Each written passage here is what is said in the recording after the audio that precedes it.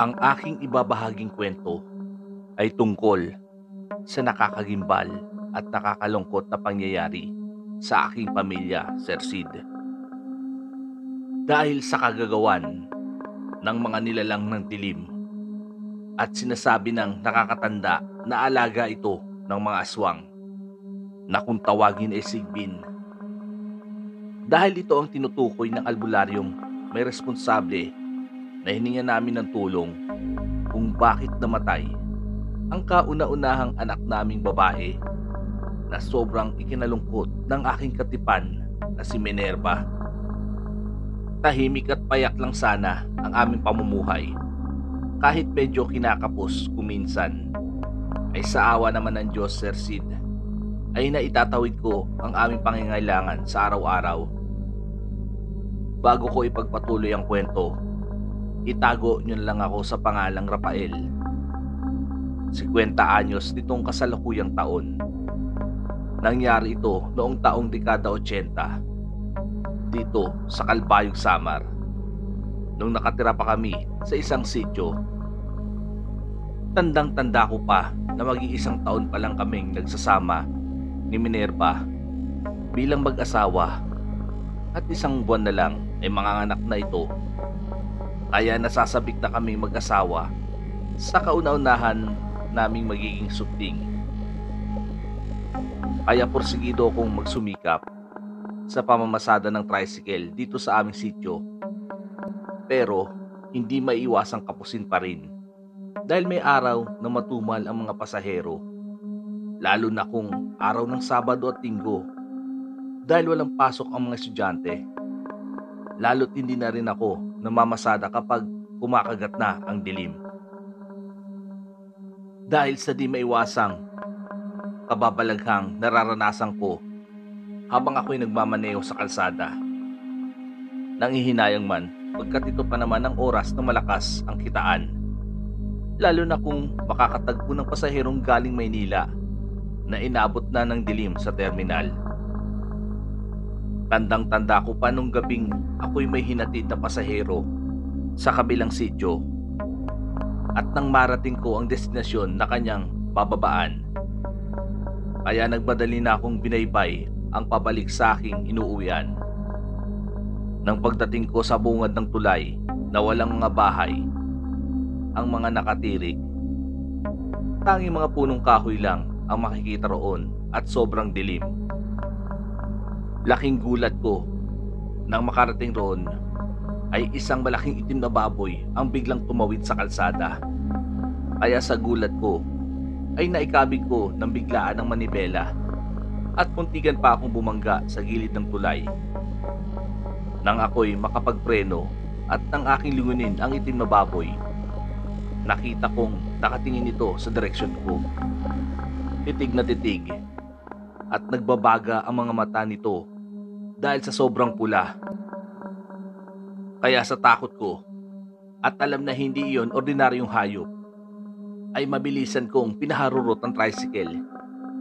Hindi ko na alam kung hinabol ba ako ng nilalang na iyon. At sa awa naman ng Diyos ay nakarating ako sa bahay ng ligtas. Pero laking pagtataka ng aking asawang si Minerva kung bakit tila balisa ako at namumuta nang pagbuksan ako nito ng pinto. Nang maikwento ko ang pangyayari sa kanya, ay agad itong nag-alala dahil naniniwala ito na meron talagang aswang na pag-alagala lang kapag kumakagat na ang dilim. Kaya napagpasyahan na lang naming mag-asawa na subukan kong maghanap ng ibang pagkakakitaan. Swinerte naman ako, Sir Sid. Naipasok ako ng Tiyo Dodong na nakakatandang kapatid ng tatay ko sa pinapasukan niyang slaughterhouse bilang isang matadero. Nagkataon namang naging katiwala na siya ng may-ari, kaya madali akong natanggap. Hindi ko nababanggitin ang kinaroroonan nitong sitio, pero parte pa rin ito ng Calbayog, Samar. Madali mo lang naman, Rafael, matututunan ang trabaho dito sa Kapayan. Basta interesado ka lang sa trabaho. Tandaan mo, Dalawang bagay lang naman ang huwag mong gagawin upang magtagal ka dito sa Katayan. Ang una ay huwag kang magnanakaw at ang pangalawa ay huwag kang makikipagbasag ulo sa kapwa at trabaho mo. Naiintindihan mo ba, pamangkin? Siyempre naman po, Tiyo Dodong. Tatandaan ko yung mga sinabi mo. At saka trabaho lang naman ang sinadya ko dito upang kumita para sa panganganak ni Minerva. Sa mga nasabi ko kay Tiyo Dodong, ay tumangulang ito at niyaya na niya ako na lumibot sa slaughterhouse at pinakilala sa mga magiging kasamahan ko sa trabaho. Sa tingin ko naman ay mukha naman silang mababait na tahimik lang sa ginagawa nilang pagkatay ng baboy. Makalipas ang isang buwan, sa awa ng Diyos, ay maayos namang nakapanganak si Minerva. Labis ang aking kagalakan, lalo na nang mahawakan ko ang kauna-unahang anak namin nung ipakita sa akin ito ng kumadrona. Dahil medyo kulang pa ang aking ipon, kaya napagpasya naming mag-asawa na sa bahay na lang manganak si Minerva. Nang makita ko sa higaan ng aking asawa, ay labis akong naawa dahil bakas pa sa kanyang muka ang hirap sa panganganak. Minerva, kamusta na pakiramdam mo? Ayos ka lang ba, Han? Medyo nanghihina pa ako, Han. Si baby, kamusta na ang anak natin? Ayos naman siya, Han. Mahimbing ang pagtulog. Mamaya, pag nagising, pwede mo na rin siyang pasusuhin, sabi ng kumadrona. Mas mainam daw yung gatas ng ina kesa sa mga milk formula. Noong gabing iyon, nang makapagpaalam ang kumadrona, ay inumpisan ko ng asikasuhin ang mag-ina ko, lalong-lalo na si Minerva. Agad kong nilinisan ng maligamgam na tubig na gamit ang bimpo sa katawan niya. Nang mapalitan ko ang damit ay pinagpahinga ko muna ito. Bukas ko na lang siya pakakainin ng mainit na sabaw na may kasamang dahon ng malunggay. Makalipas ang 6 na buwan, Sir Sid, kahit hirap man sa salapi, lalo't may pinapagatas na ako, ay pilit kong itinitaguyod ang aking mag-ina. Sa loob ng 6 na buwan, ay nakabisado ko na ang aking trabaho sa Katayan. Nakasundo ko ang aking mga katrabaho. Ngunit noong magwawalong buwan na ang anak namin ni Minerva, ay isang nakakatakot na pangyayari ang nagpagimbal sa akin na labis kong pinagsisihan. Araw noon ng Sabado, madaling araw pa lang, ay nasa bahay Katayan na ako. Ito kasi ang araw na mabenta ang karne sa palengke. Madilim ang paligid habang kinakatay namin ang mga baboy.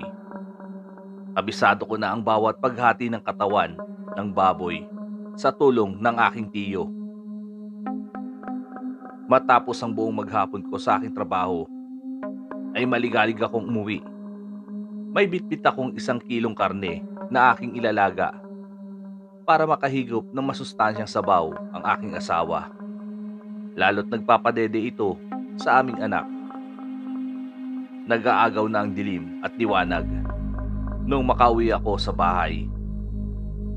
Ang ngiti sa aking labi noong makapasok ako sa aming tahanan ay napalitan ng pangamba. Naabutan ko ang aking asawa na puno ng takot ang mukha. Habang karga ang aming anak, mabilis akong lumapit sa kanya at tinanong kung ano ang nangyari. Anin nito, may nilalang umano na umaaligid sa aming likod bahay. Isang nakakakilabot na nilalang, nakawangis ng isang itim na tupa na walang balahibo. Pabaliktad umano ito maglakad at nanilisik ang mga mata. Sa labis umano ng takot ng aking asawa, ay kinandado niya ang pinto sa kusina maliban na lang sa entrada ng pinto sa sala. At dahil pareho kami lumaki sa probinsya ni Minerva, ay pareho kaming naniniwala sa mga nilalang. Matutukoy din ng aking asawa na isang sigbin ang kanyang nakita. Sinabi ko dito na huwag nang matakot dahil nasa tabi na niya ako. Sinabihan ko din ito na tuwing papasok ako sa aking trabaho ay huwag niyang kakakalimutang maglagay ng asin sa bawat sulok ng bahay, lalo na sa mga bintana. Saglit ko itong pinakalma at sinabing hindi naman kusang pumapasok ng bahay ang mga ganitong nilalang. Hindi naman pwede na lumiban ako sa aking trabaho dahil kailangan namin ng pera, lalo't maraming pangangailangan ang bata. Kinagabihan, matapos namin maghapunan, pinaalala ko sa aking asawa, Sir Sid, na huwag kakaligtaan na isaradong pinto at bintana sa kusina. Manatili lamang ito sa loob ng aming bahay habang wala ako. Sinabi ko din sa kanya na uuwi ako na maaga pagkatapos ng aking trabaho. Ngunit hindi ko lubos sa kalain na sa araw ng linggo magaganap ang sigalot sa aming buhay. Madaling araw noon nang umalis ako sa bahay patungo sa aking trabaho. Ginising ko muna ang aking asawa bago ako umalis para ikandado nito ang dahon ng pinto. Puyat pa noon ng aking asawa sapagkat hindi ito nakatulog ng maayos. Pinaalalahanan ko pa ito na ilagay ang itak sa aming kwarto bilang proteksyon kung sakaling magpakita muli ang sigbin.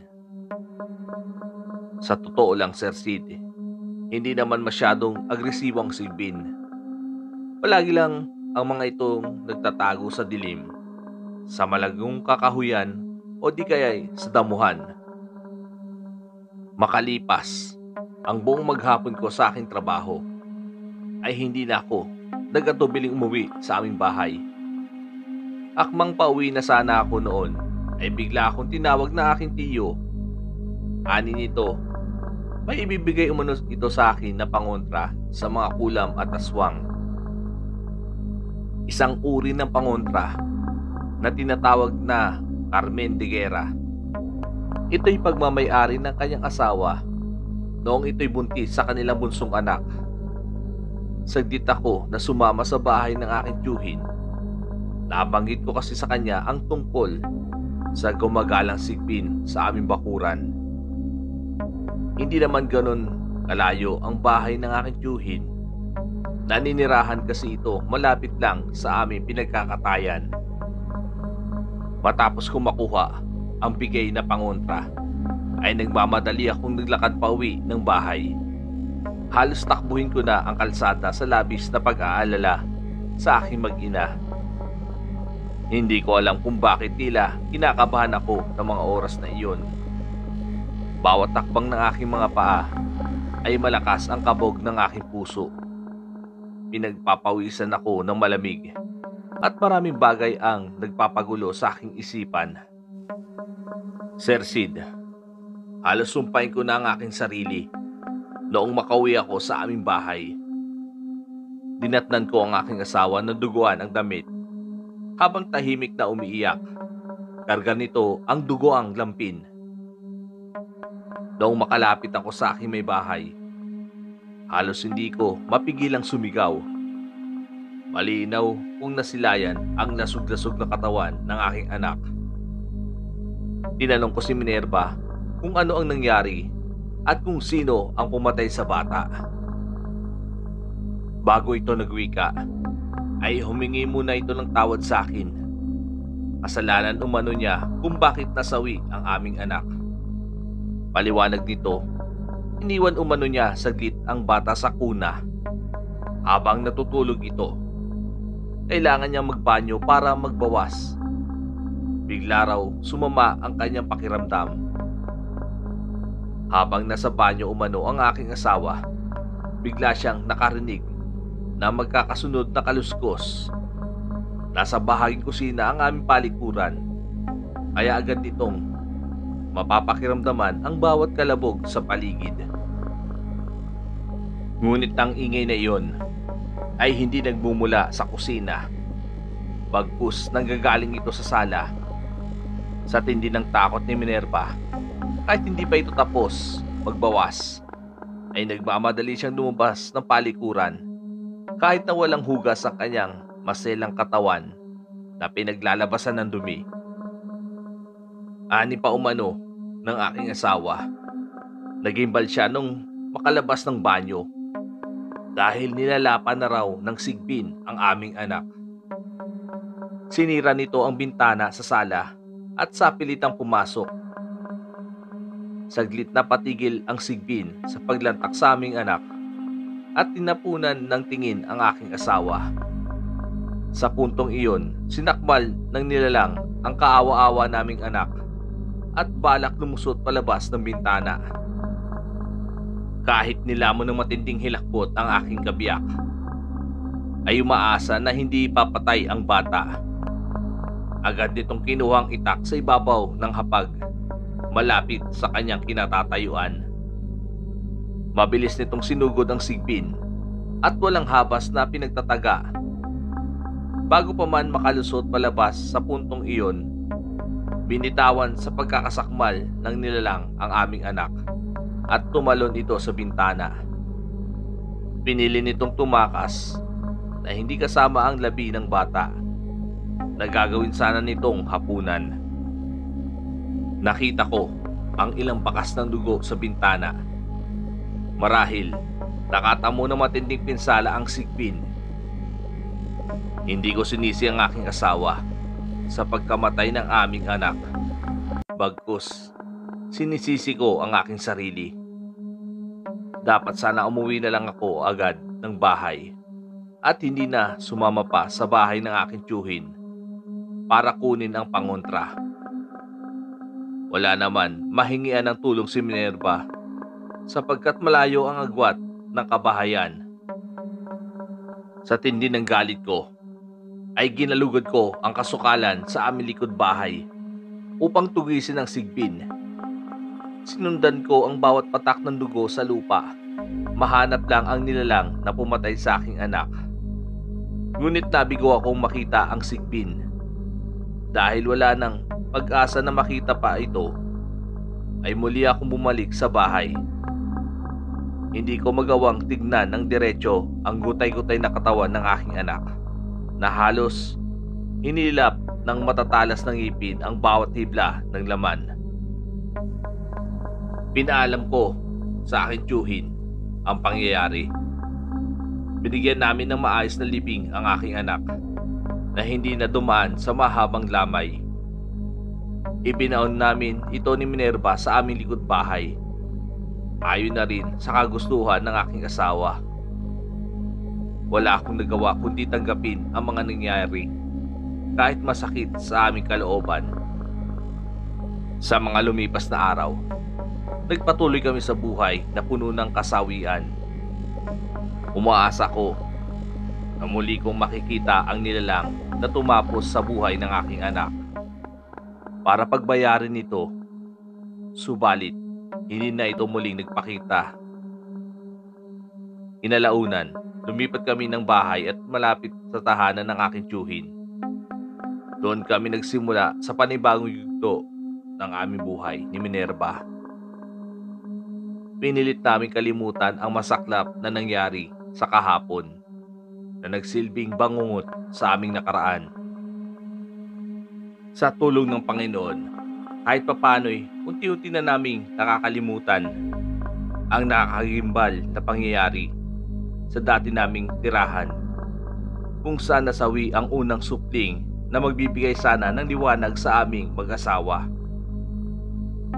Makalipas ang mahigit 1 taon, muli kong nabuntis si Minerva. Ang bagong supling na biyaya sa amin ng may kapal ang nagbigay lunas para magising kami sa bangungot ng kahapon. Hanggang dito na lamang po ang aking kwento, Sir Sid. Lubos na gumagalang at nagpapasalamat ang inyong masugid na taga-subaybay, Rafael ng Calbayog, Samar.